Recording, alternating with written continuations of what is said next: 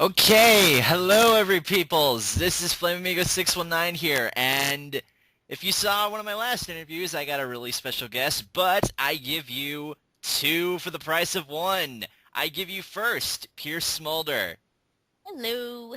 and Keikoandgilly. Hello, everybody.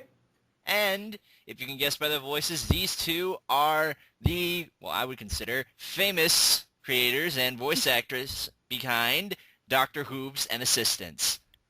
Yup. Indeed. And I just want to say first off, a huge honor for letting me interview you guys. I'm sure this is going to be really fun. The Yeah, pleasure I and think honor it to would. be here. You're so polite. Sorry, I'm always teasing him about that. Oh. Alright, so I'll just start off with a pretty basic question. How did Dr. Hooves and Assistant come together?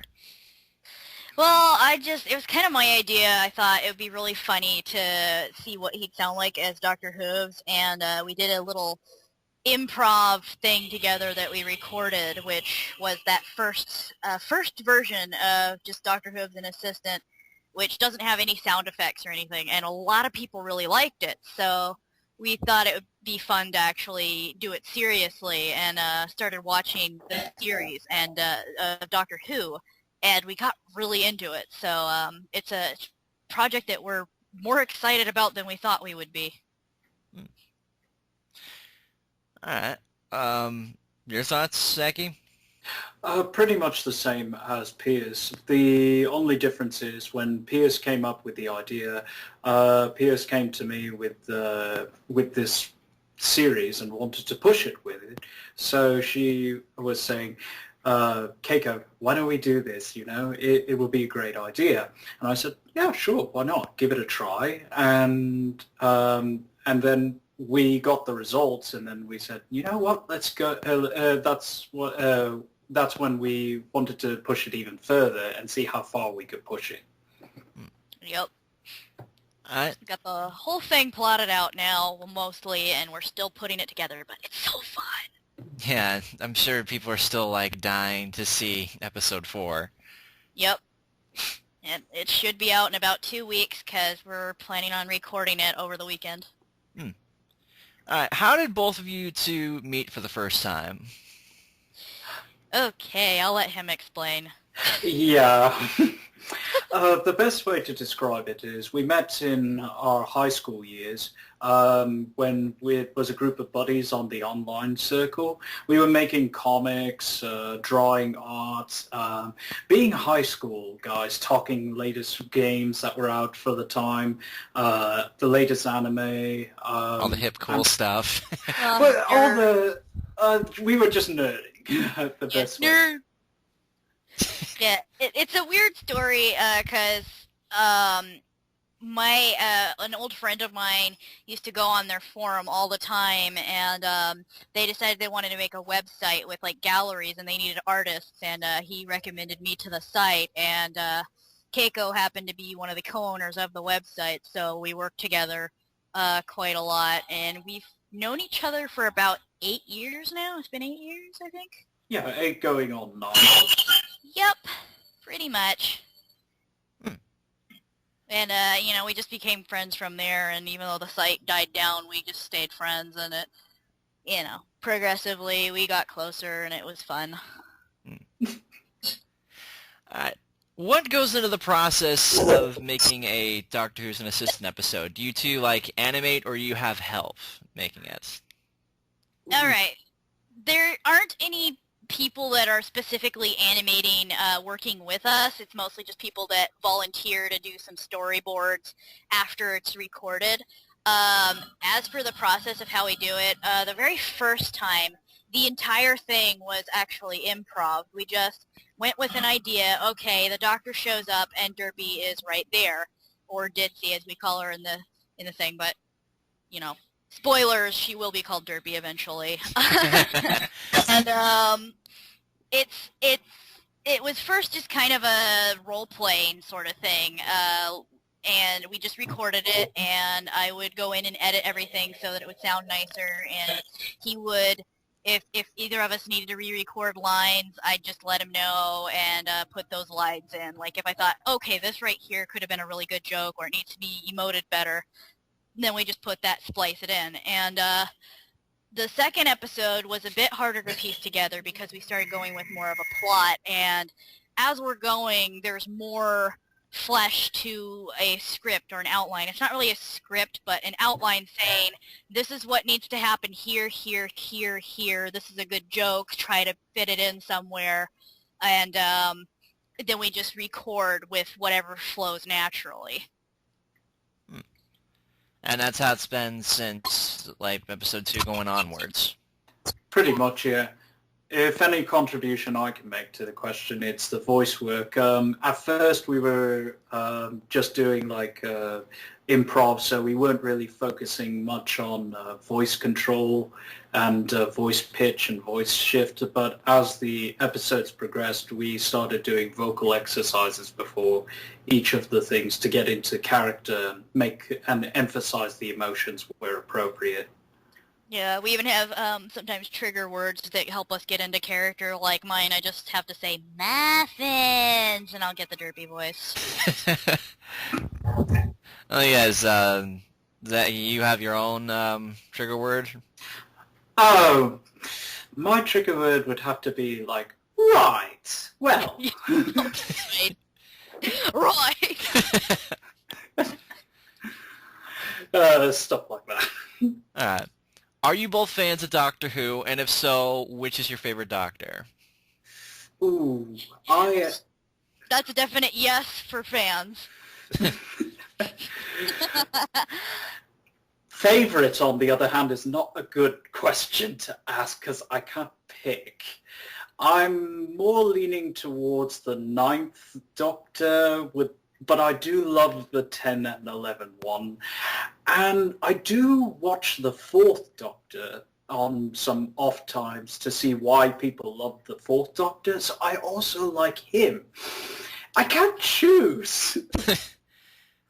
Yeah, I'm between the 9th and the 10th just because the 9th is so goofy, and I love how he smiles in the face of danger. It's really hilarious, but the 10th, I really like him for he's just got a lot of playful charm to him, but, you know, they throw so much at him that you just feel horrible for him, and somehow he just keeps pulling himself through.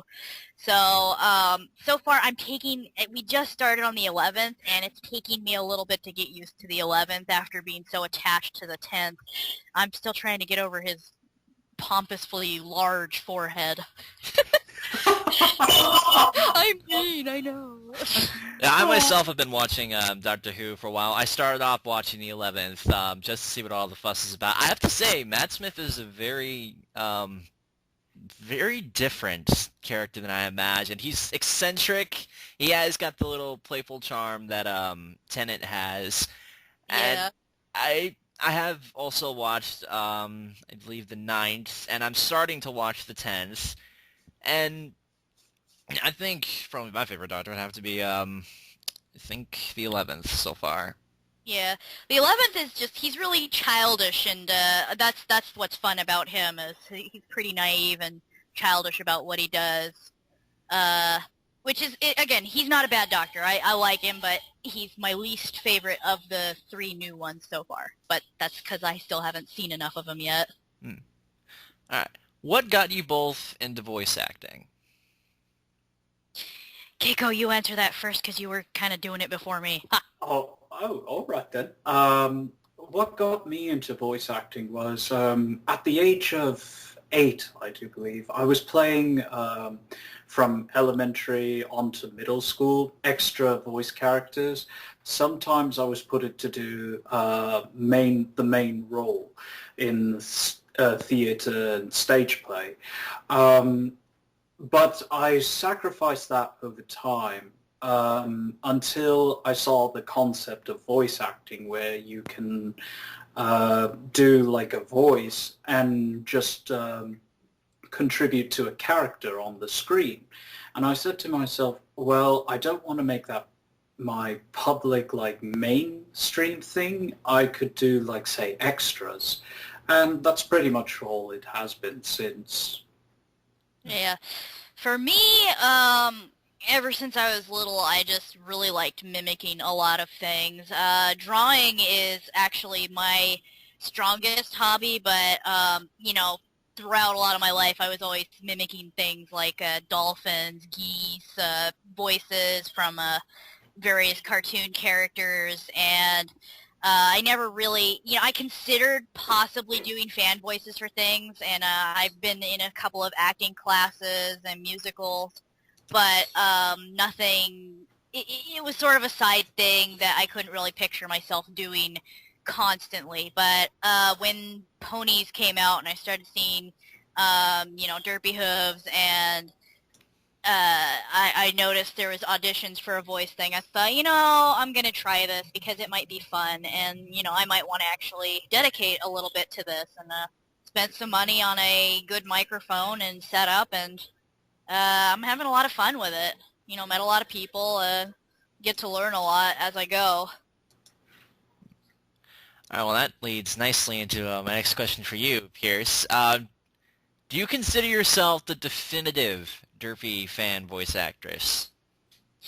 Well, I wouldn't be egotistical and say that I could be the only one that could be Derpy, but I probably am the most well-known as her, and I'm really, really happy that people actually see it that way, because I didn't expect so much of a positive response to the voice. So I guess I would say yes, because a lot of the time when I say who I am, people immediately go, oh gosh, it's Derpy, and it feels really special to me. I mean, even if it's not the official voice, if they ever give her one in the show, I don't think they will, because they seem to want to keep her as a Where's Waldo type character. But I'm really proud to be considered the voice of Derpy. Well, it is a pretty huge honor. I mean, how many requests do you get to voice Derpy? So many that I've actually had to tell YouTube to stop giving me emails about comments on my videos, because I probably get about 50 messages from YouTube in a day just on messages on my videos. So it's hard work. I have about, I'd say, 15 pages of requests right now that I have to get. Yeah, lots and lots of requests, and not all of them can make it anymore, because I get so many that, I have to take out some if they don't make sense for some reason, or if I feel they're inappropriate, or really not something I feel like the character would say. Obviously, fourth wall jokes, pop culture jokes I'm fine with. Those are fun. But, yeah, I've gotten some weird requests, too. So if people don't get their request, it's either because I couldn't get to it or because I wasn't comfortable with the line. Yeah, because Derpy's kind of like a PG character. She may maybe PG-13, but certainly not rated R kind of stuff. Yeah, I'd say as far as innuendos go, I'd go maybe as far as DreamWorks sort of innuendos. Because, so they sometimes slip in jokes that kids won't get, but adults will. Those kind of jokes are fine. I like those. Like Animaniacs. Yeah, just like that. That would be where as far as I'd take Derpy in terms of adult jokes. And I might as well ask Nico here, how many requests do you get to play Dr. Hooves? Actually, not as much as Pierce gets, because there are so many doctors out there with the capability of doing a very good role. The best I could say is I've gotten 4 to 5 requests so far. Oh. Yeah, he mostly gets requests for projects, but that's because he doesn't really have a line request videos. Well, he's not really as well known. Yeah, I'm trying to get him a little bit well known, but he's all, I don't want to post the videos, you can post them. And I'm more of a solitary type. Just only contribute to the project, nothing outside. I think that's why I don't get a lot of requests, and it's not that I wouldn't mind doing it. It's just I don't know what people would want me to say, what I should do, and all that. But projects seem to be more organized, in my opinion. They know what they're doing. The team has a good plan, and I would contribute to it if it was a very good plan. because they know what they're doing rather than someone who just says, hey, here's a few lines, why don't you say them? And I could say them, but at the same time, I don't know what I'm doing with them. Yeah. Alright, I'm debating what I should call you now. I'm thinking either Zaki or Kiko. What should I go with? If it makes you feel better, you could call me Zaki. Alright, sure, because, yeah, you have the same name as me, so that'll be interesting. That's alright. Alright, Zaki. Which Doctor do you choose to emulate when you do your Doctor Who's voice? Like, do you go with Tennant or Smith or Eccleston or like Fourth Doctor? Depends on the mood. Most of the time, it's a hybrid between Tennant and Smith. But when he's serious, I lean more towards Eccleston and Tennant. But there's more Tennant than Eccleston, but it has the tone of Eccleston, like the way he emanates himself to his enemy, and depending on the severity of how angry he can be. Yeah. Well, that makes sense. Alright. What do you think of the popularity your series has been picking up as of late? Like, I hear you guys recently hit, like, I think, probably over 2,000 subscribers now. I'm really excited about it. I'm surprised that it caught on like it did, because I thought, oh man, there's going to be so many people that'll probably complain about it because, you know, it's kind of silly. But I was really surprised the response to the first episode, and I'm really happy that people are excited and enjoying it. And I'm hoping that I can continue to make it interesting and keep that excitement up as it goes. That's that's how I feel about it. Alright, Zaki, out of all the Batman movies that have come out, which is your favorite actor who played Batman? Because I know you're like a huge Batman fan. Oh. I am the Batman. No, I'm joking. The most recent episode of My Little Pony, he's just like, Batman reference! A lot of people also have been like saying it's like Darkwing Pony or something. No, screw that. Batman for the win. Until Twilight ruined it, then it could be something like a Green Lantern reference. But my favourites, in terms of live action, it would have to probably be Michael Keaton, with the Christian Bale not going far behind. To me, I think, though, the best Batman actor is Kevin Conroy, because he actually plays the role of Batman to a T. It's his voice that you think, damn, none of these guys are close so far. Yeah, I believe that in Batman Year One and Batman Under the Red Hood, he had two other I can't remember exactly off the top of my head who voiced him in those, but I think what did you think of those? They were not bad, actually. They certainly are much higher than the recent Batman Brave and the Bold, which I swear, don't watch it. It's pretty terrible. Let's put it this way. Adam West's 1960s Batman is more enjoyable to watch than Brave and the Bold. Boom, bam, pow. But it's got that classiness to it, so it's excusable. This is unexcusable. Same bat time, same bat channel. Oh gosh, me and my mom used to watch that. Alright. I got a last one here, and then we're going to move on to the in-character questions that I asked some of my fans and some other people to come up with. Alright, so Dr. Hooves, very popular character in the Brony community, and I think making a little audio series on him was a really smart idea. And I've seen a few other people do it, but I think I don't remember how to say this. Did you really ever expect that so many people would actually like it? I mean, would you be surprised if I told you now that this was one of the most popular little series in the Brony community? Would you believe me if I told you that? I actually still wouldn't. To me, I'm thinking it's how it went unexpected, that a lot of people liked it. I was not expecting that at all. I mean, when me and Pierce made it, we were thinking it's like it was a small gamble. We were thinking small. It's like, hey, let's make a series on not just Doctor Hooves, but Derpy being his assistant. And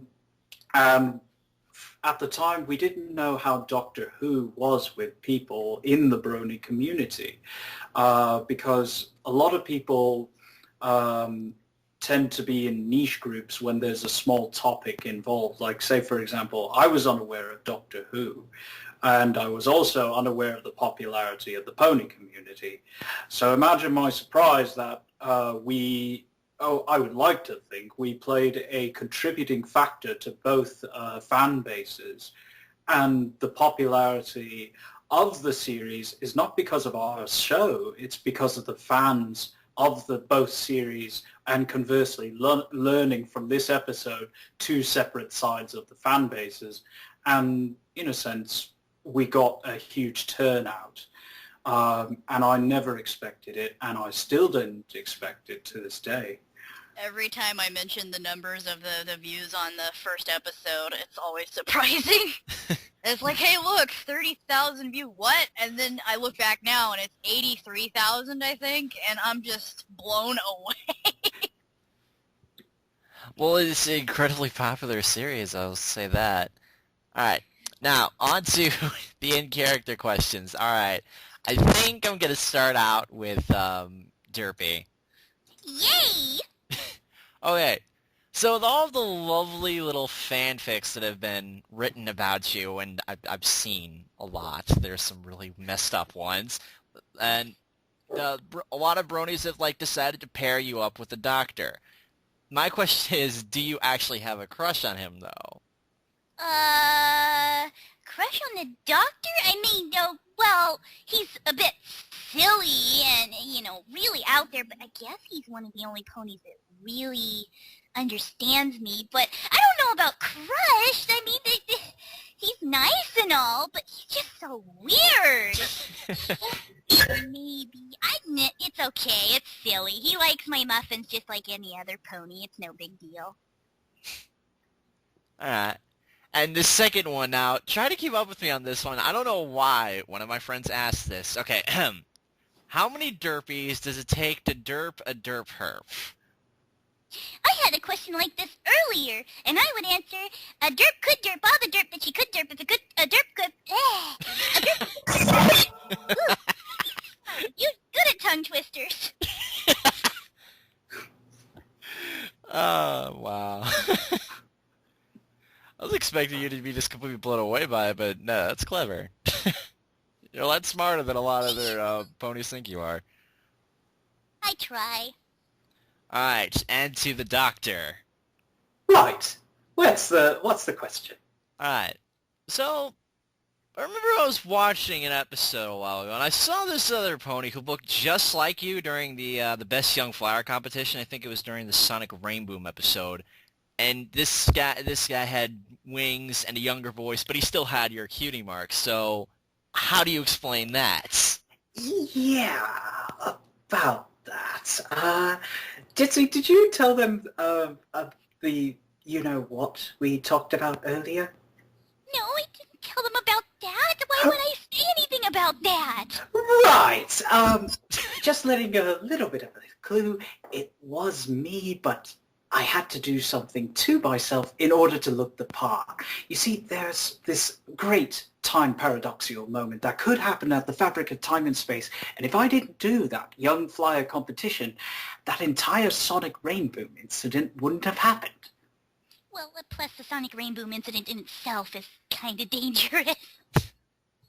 Yeah, considering that it's without the Sonic Rainboom in the first place, we wouldn't have, well, we wouldn't have the main six ponies stopping Nightmare Moon and stopping that other person. Which reminds me, I should probably tell you this right now. There's going to be this little event in the future where chaos is going to rule, where all of Ponyville succumbs to a master of disharmony. And I hear he's an unstoppable force. I'm pretty sure everyone would love to see the ultimate Time Lord versus the ruler of pure chaos, Discord, in one final showdown. But my question is, who do you think would win between you and Discord? Oh, a master of chaos, you say? Pure chaos, ultimate chaos, madness, insanity even. And he goes by the name Discord. I wonder what entity is Discord. The only one question that comes in my mind is, does he think he can mess with the ultimate Time Lord? The one who can bend the fabrics of time and space to his whim? Because if he ever dares lay a harm on any pony of the land of Equestria, this man, pony, will be sure to stand in his way. And there's one phrase that all the Ponyland will unite when I, the victor, walk out. And that phrase is, Allons-y! Yay! That's a phrase I was not expecting, but hey, if it works, it works. I would have said muffin! Yes, have a muffin cannon and shoot the crap out of Discord with muffins. It could work! It probably could work. Alright. You know how much a muffin in the eye hurts? Cupcakes have got nothing on muffins. Oh god. That's your cue, fanfic writers. Alright, now seriously, one last question before I end this little interview. Okie-dokie. Let's just say that both of you were, got a phone call from Lauren Faust herself asking both of you to do the official voices for Dr. Hooves and Derpy. Would you say yes? Oh my gosh, oh my gosh, oh my gosh, oh my gosh, oh my gosh, oh my gosh, oh my gosh! Yes. Right there on the spot. Yes. My first reaction is, what? What? What? You would wonder if it was a prank call or something. What? What? Are you really Lauren Faust? I can't believe it. You really want me to go there and say it? Right. Could you send me an email? Oh, always the cautious, perceptive one. I want to say yes, but I'm not so sure. Is this a prank? I'll consider it, but maybe? I think you would. Wow, I am not good at talking today. If I may say, you two are, in my mind, the perfect choice for the two characters, and I think everybody would be thrilled to know if you two got picked, because you guys are amazing voice actors, and you deserve a lot more praise than you're given right now. Thank you. Appreciate it, man. It means a lot. You're saying the same thing I do, I'm please. sorry. I shall go make muffins, English muffins. Yay! No, not English muffins. Those are disgusting. I like English muffins, though. I know. I can't even have a taste of them. Whenever I go and eat it with the plain pure goodness of butter, all I get that. Because they aren't actually muffins. No, those are not muffins. Those are flattened pastries of not sugary notness. Alright, and with that, I think we're going to call it an end here. Thank both of you so much for this little interview, and I'm sure everybody's going to love it when this comes out, which I hope, by the way, I think you're all watching it right now. Say hi! Hello. Hello, everybody. Hello. Thanks for watching. Alright, and with that, goodbye. see you later. Bye-bye.